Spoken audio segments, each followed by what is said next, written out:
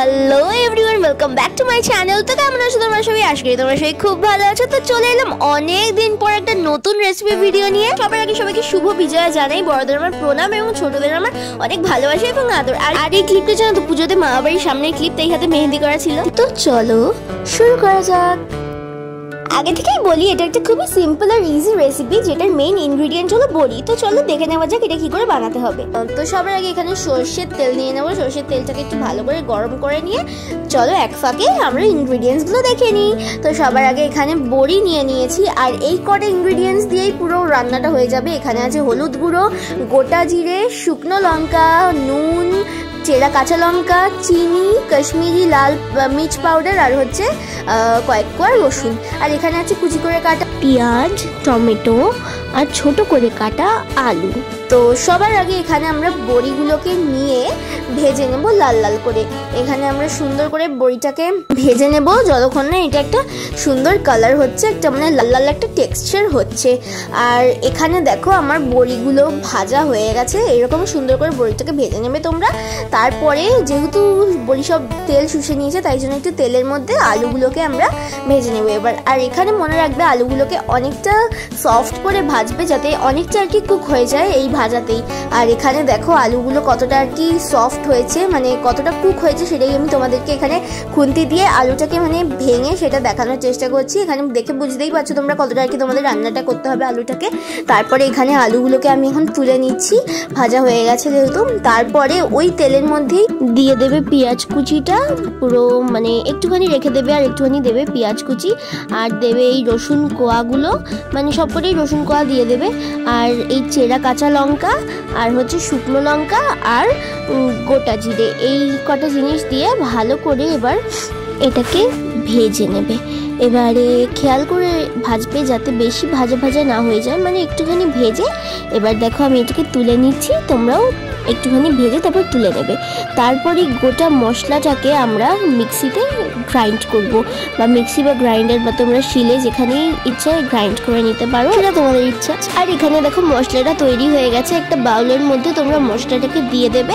মশলাকে দিয়ে দেওয়ার পর হচ্ছে এই বড়িগুলোকে ওই মশলাটার উপর দিয়ে দেবে। বড়িটাকে দিয়ে দেওয়ার পর এই পেঁয়াজ, লঙ্কা আর টমেটো, বলেছিলাম না পেঁয়াজটা একটু আলাদা করে রেখে দেবে, এই কারণে এই পেঁয়াজ, লঙ্কা আর টমেটোটাকেও দিয়ে দেবে। এবার এইগুলো দিয়ে দেওয়ার পরে মশলাটার উপর, মানে পুরো জিনিসটার উপরে এই ভাজা আলুটাকে দিয়ে দেবে। ভাজা আলুটাকে দিয়ে দেওয়ার পর এখানে যে আর চারটে জিনিস বেঁচে থাকবে, মানে এই নুন, চিনি, কাশ্মীরি লাল লঙ্কার গুঁড়ো, আর হচ্ছে হলুদ গুঁড়ো, এই চারটে জিনিস তোমরা দিয়ে দেবে। দিয়ে এরপর এটার মধ্যে একটুখানি, বেশি না, কাঁচা সর্ষের তেল দিয়ে দেবে।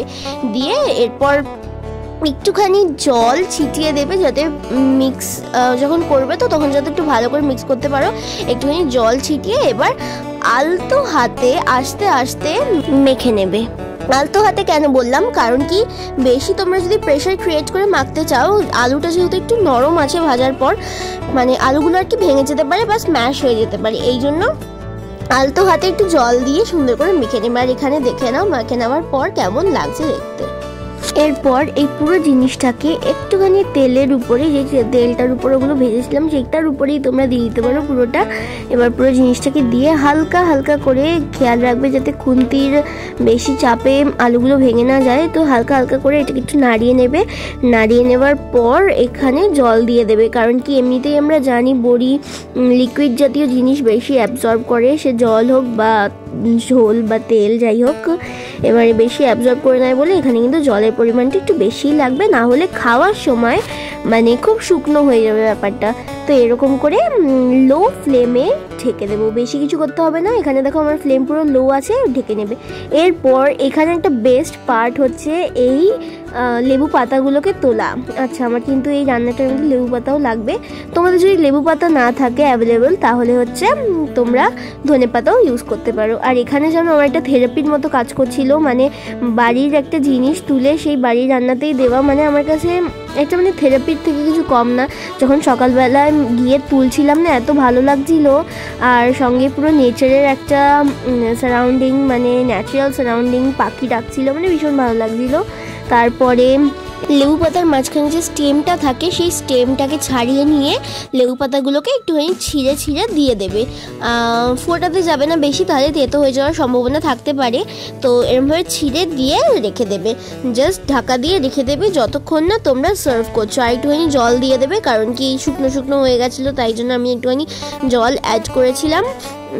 কম জল মনে হচ্ছিলো, তাই জন্য আমি আরেকটুখানিও জল অ্যাড করে দিয়েছিলাম। তোমরা যতটা পারবে জল দিয়ে দেবে, জল নিয়ে কোনো টেনশন নেই, কারণ কি অ্যাবজর্ব করে নেবে বডি পুরো জল। যাই হোক, খুবই সিম্পল একটা রেসিপি, তোমরা ট্রাই করতে পারো। আর এখানে দেখো রেডি, আমার রান্নাটা পুরো রেডি। তো তোমরা গরম গরম ভাতের সাথে সার্ভ করবে আর খাবে।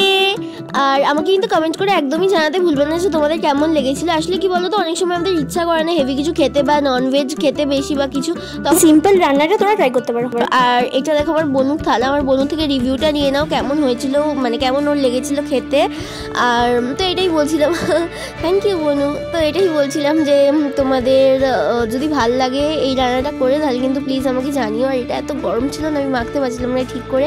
তো এটাই ছিল আজকে আমার সিম্পল রেসিপি ভিডিও। তোমরা বাড়িতে বানিয়ে খেয়ে আমাকে কমেন্ট করে বলো কেমন হয়েছে। আর তোমরা আমাকে প্লিজ জানিও তোমাদের পুজো কেমন কাটলো, কোথায় কোথায় গেলে, কী কী এনজয় করলে, সব আমাকে কমেন্ট করে জানিও।